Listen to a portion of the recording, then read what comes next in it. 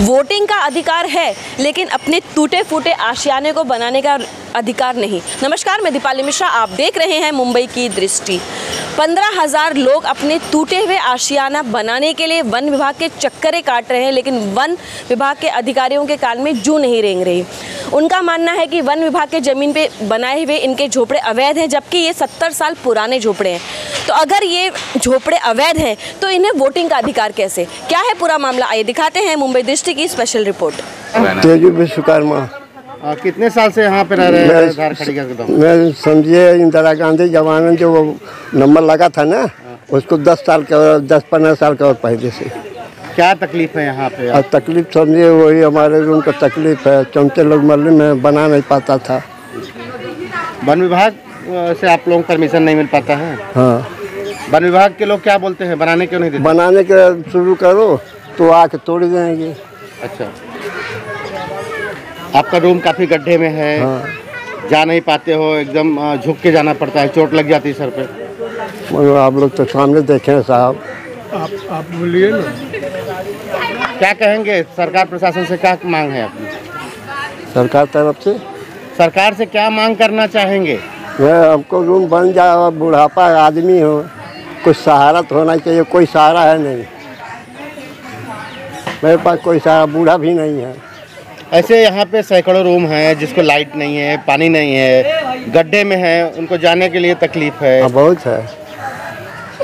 Metre नहीं है, पानी की नहीं है, सब परेशान है यहाँ पर। जितेंद्र प्रताप सिंह।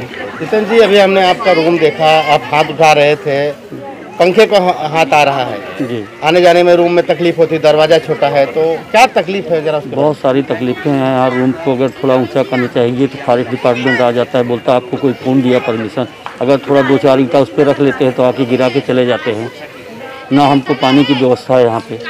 आप लोगों का रूम जो है सर्वे भी हो गया है, शिफ्टिंग के लिए भी चल रही थी चर्चा, क्या है? तो 2011 में भी शिफ्टिंग देने की बात कर रहे थे, लेकिन आज 2021 हो गया, कुछ का कोई नहीं ध्यान देता है। और 2021 होने के बाद भी अगर हम उस पर कुछ करना चाहते हैं तो फॉरेस्ट और कुछ यहाँ के दलाल लोग आके हमको धमकाते हैं। जय श्री पांडुरंग पिल्लाई। कितने साल से इधर में आप रह रहे हैं? 30 साल हो गया।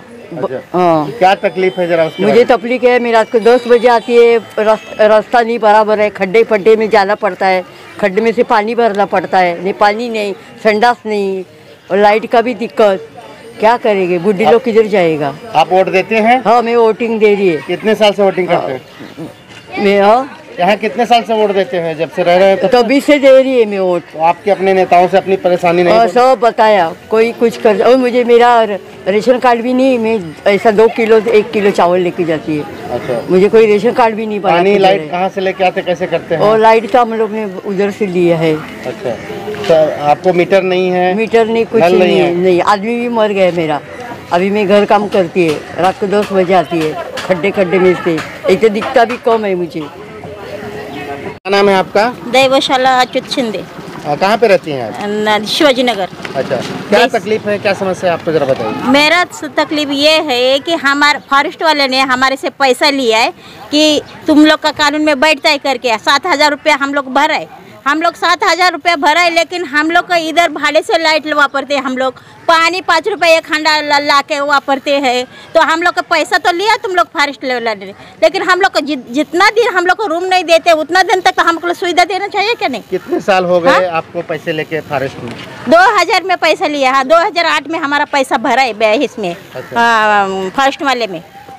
हाँ, तभी से उसका पहले से तो हम लोग कितना दिन तकलीफ निकाले, लेकिन ये लोग बोलते हैं कि इधर डोंगरी पे पानी नहीं आएगा, लाइट नहीं मिलेगा, लेकिन जिधर आदमी रहता है उधर सुविधा तो देना चाहिए क्या नहीं? आप लोग वोट देते हो? हाँ, वोट तो देते हैं। वोट लेने के लिए नगर सेवक आता है, आमदार आता है, गली गली डोंगरी पे घूमता है। हाँ, गली गली डोंगरी को घूमता है, और जब भी सुविधा लेने का टाइम बोलते हैं कि हम फॉरेस्ट वाला हम लोग को नहीं देने देता है, फॉरेस्ट वाला नहीं ले देता, तभी वोट लेने के लिए तुम कैसे आते हो फिर? हाँ, तभी क्यों नहीं मना करते कि ये फॉरेस्ट में एरिया है तो हम लोग वोट लेने को नहीं आएंगे? क्यों नहीं मना करते हो?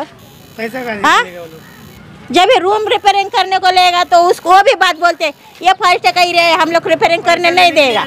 हम लोग को 10,000 दो, 20,000 दो, कहाँ से देंगे? हम लोग घर काम करके खाने वाले हैं। हाँ, कहाँ से देंगे?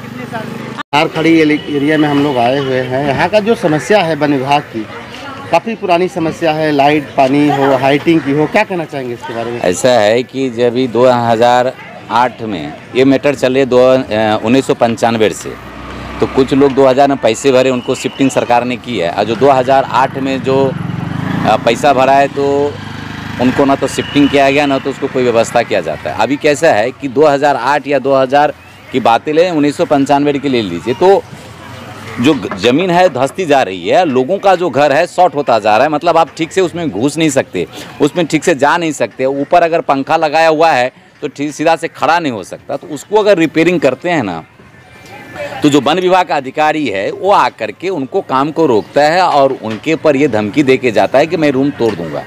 तो ये बड़ा दुर्भाग्यपूर्ण है कि हम भारत देश के आज़ाद हैं, उसके बावजूद भी हमारे सामने में समस्या है। आपने कुछ लोगों से भी इंटरव्यू लिया होगा, उन्होंने आपको यह बयान दिया होगा। इसका एक कारण है कि जितने भी कामें हैं, जितने भी बातें हैं, मैं वन विभाग अधिकारी से और सरकार से यही निवेदन करूंगा कि यहाँ जो गरीब जनता लोग रह रहे हैं, गरीब लोग, उनके ऊपर इस तरह से अन्याय न करें। अगर वो घर रिपेयरिंग कर रहा है तो उन्हें रिपेयरिंग करने दें। हर बात पे आकर के वन विभाग अगर रोकता है कि भाई रिपेयरिंग नहीं कर सकते हो, तो ये दुर्भाग्यपूर्ण है। एक दिन ऐसा आ जाएगा कि लोग आक्रोश में आके जन आंदोलन कर देगा, जिससे कि जनता का भी नुकसान हो सकता है और सरकार का भी नुकसान हो सकता है और वन अधिकारी का भी नुकसान हो सकता है। ये नुकसान न हो करके जनता को जो मांग है उसे सरकार पूरा करना चाहिए और वन विभाग आकर के यहाँ पर लोगों को तकलीफ नहीं देना चाहिए। ये हमारी मतलब मैंने इसके ऊपर पत्र व्यवहार भी किया हुआ था कि भाई इस तरह से आपका वन अधिकारी जो आपके फॉरेस्ट ऑफिसर जो आकर के इन्हें रोकते हैं काम, वो ना रोके। और जो यहाँ वन अध्यक्ष है, मैं उनसे भी मिला हुआ था, तो उनको भी बात किया मैं उनसे, तो बोले अगर ऐसा कुछ है तो आप हमारे पास रिपोर्ट करें। लेकिन मैं उनको भी पत्र व्यवहार किया हूँ, लेकिन उनके पर भी कोई सुनवाई कार्रवाई नहीं होती है। तो मेरा ऐसा अधिकार मांग है कि जो वन विभाग के जो अधिकारी हैं वो यहाँ के गरीबों लोगों को परेशान न करे। अगर वो रिपेयरिंग करता है उन्हें रिपेयरिंग करने दिया जाए।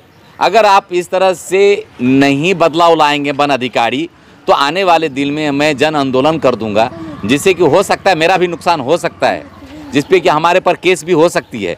तो मैं उसको परवाह न करते हुए मैं आंदोलन का रुख कर दूंगा और यहाँ का जो गरीब जनता लोग हैं उनके लिए मैं ये जन आंदोलन करने की पूरी तैयारी करूँगा।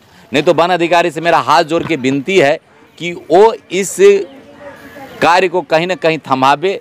हम ये नहीं कह रहे हैं कि वो घूमे नहीं, सर्वे न करें, घूमें सर्वे करें, सब कुछ करें, क्योंकि लेकिन जिसका घर टूटने के कगार पे है उन्हें रिपेयरिंग करने से न रोके। आए दिन में आपको मालूम पड़ना चाहिए कि पेड़ गिरने से लोग जख्मी हो गया, रूम गिरने से लोग जख्मी हुआ और मर गए।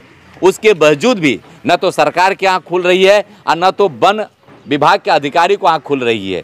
तो इसलिए एक दिन चुनाव आता है मन्ना जी, नेता बार बार आश्वासन देते हैं कि यहाँ के लोगों को शिफ्टिंग कराएंगे। काफ़ी लोगों का सर्वे हुआ है, पैसे भी भरे हैं, लेकिन चुनाव जब जाता है तो सब नेता लोग भूल जाते हैं। ये हमारे देश के दुर्भाग्य है कि नेता सिर्फ वोट के टाइम ही आएंगे, बाकी टाइम में नहीं आएंगे, क्योंकि उनका वो जीतने के बाद यहाँ के जनता को भूल जाते हैं। हम भी जनते में आते हैं तो हम जनते इतने मूर्ख हैं कि मूर्ख बन जाते हैं।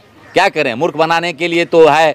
जैसे आपने देखा कि देश के जो मुखिया हैं, प्रधान हैं, वो भी बेवकूफ़ बना दिए।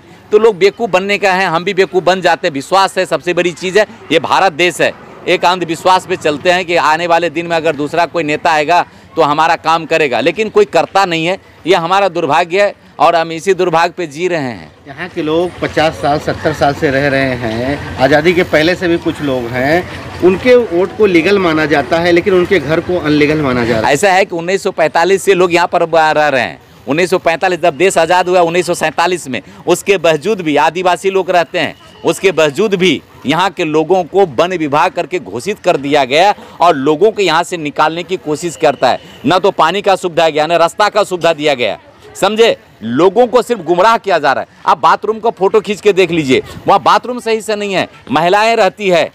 और सबसे बड़ा लोग क्या बोलता है कि बेटी पढ़ाओ, क्या बोलते हैं उसको, बेटी बचाओ बेटी पढ़ाओ करके। तो हम पढ़ाएंगे तो लाइट नहीं है, अगर जो लाइट है भाड़े से लिया हुआ है।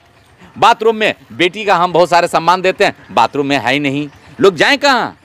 समस्या अनेक है, लेकिन समस्या सुधारने वाला, समस्या को सुलझाने वाला कोई नहीं है। नेता सब है यहाँ पर। खासदार देखिए इतने बड़े, लेकिन मुझे नहीं लगता है कि खासदार यहाँ कभी राउंड के लिए। अभी इलेक्शन आएगा महानगर पालिका, तो यहाँ पर आमदार आएंगे, खासदार आएंगे, सो एंड सो आएंगे, सारे लोग आएंगे।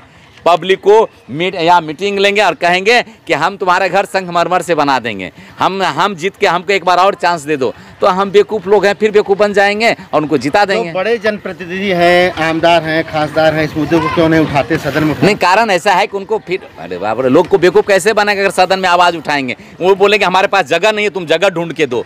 तो समझ में ये नहीं आता, ये सरकार के नक्शा प्लानिंग में रहता है। हमारे प्लानिंग में है क्या जगह कहाँ है, नहीं है करके, गवर्नमेंट की जगह कहाँ है? अब यहाँ के जनता को आप भेज देंगे पनवेल में तो काम कहाँ करेगा, रोजगार कहाँ है? वहाँ के लोग बम्बई आता है रोजगार ढूंढने के लिए। तो मेरा कहने का मतलब है यहाँ के लोगों को यहीं पर इसके लिए जिम्मेदार किसको मानते हैं? नहीं, हम तो मानते हैं कि जैसे संसद है, वो संसद में आज आप संसद में आवाज़ उठा सकते थे, क्योंकि आप ये बोल रहे हैं कि सेंट्रल फॉरेस्ट आता है, सेंट्रल गवर्नमेंट के अंदर फॉरेस्ट आता है। क्या सेंट्रल के पास में कोई जगह ही नहीं है? या यहाँ पर मैं किसका सरकार है वो मैंने नहीं रखता है, सरकार किसी का भी होने दीजिए, लेकिन अगर जनता को आप काम करते हैं ना तो जनता सदा आपको आभार व्यक्त करेगा, जनता सदा आपके गुण गाएगा। ये मेरा उद्देश्य है। मैं किसी के विरोध नहीं बोलता, मेरा कहने का मतलब ये है कि लोगों का काम होना चाहिए, लोग सुख से जीना चाहिए, सबका जीने का अधिकार है। आप जीना ही छीन रहे हो, वन विभाग को सीधा भेजोगे। और दूसरी बात, मैं यहाँ जनता के लोगों से आगाह करना चाहता हूँ कि अगर शिकायत करता, अगर आप रूम बनाते हो, अगर शिकायत करता, कोई वन विभाग को शिकायत करता है तो आप तत्पर तैयार रहिए और हमें फ़ोन कीजिए, हम आएंगे आपके मदद के लिए। कारण ऐसा है कि यहाँ पर गोर गरीब लोग रहते हैं, जैसे बर्तन घिस के आप पेट भरता है, कोई वॉचमैनी करके पेट भरता है, कोई क्या बोलते हैं अपना रोड पे काम प्लम्बिंग का काम करके पेट भरता है, और वो आदमी पैसा जुगाड़ करके एक रूम रिपेयरिंग करने के लिए आता है। आप उसमें से भी आप बोलोगे भाई हमको इनको देना है, हमको उनको देना। अरे किसको देना है? जगह मेरा, मैं देश के वासी हूँ कि नहीं, हमारा अधिकार है कि नहीं, हम भारत देश के लोग हैं। यहाँ के लोगों ने सर्वे के हिसाब से 7,000 रुपये भी वन विभाग में जमा करा दिए, फिर भी उनकी मूलभूत सुविधाओं से उन्हें वंचित रखा गया है।